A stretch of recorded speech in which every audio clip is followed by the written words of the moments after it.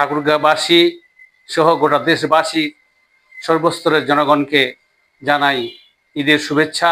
ঈদ মুবারক। আসন্ন ঈদ আমাদের গোটা মুসলিম উম্মার জন্য একটা আনন্দ বয়ে আনুক। গোটা মুসলিম উম্মাকে আমি ঈদের শুভেচ্ছা জানাচ্ছি আমার পক্ষ থেকে, দলের পক্ষ থেকে।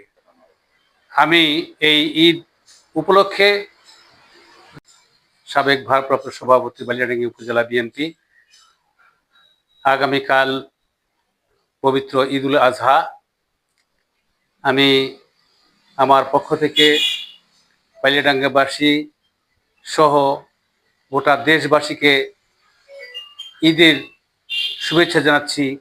ঈদ মুবারক। আসন্ন ঈদ আমাদের আনন্দের ঈদ হোক। আমি আমাদের দলের চেয়ারম্যান, আমাদের প্রধানমন্ত্রী তারেক রহমান, আমাদের মহাসচিব মির্জা ফখরুল ইসলাম আলমগীর সহ আমাদের তারেক রহমান, প্রধানমন্ত্রী তারেক রহমানের পক্ষ থেকে, মহাসচিব মির্জা ফখরুল ইসলাম সাহেবের পক্ষ থেকে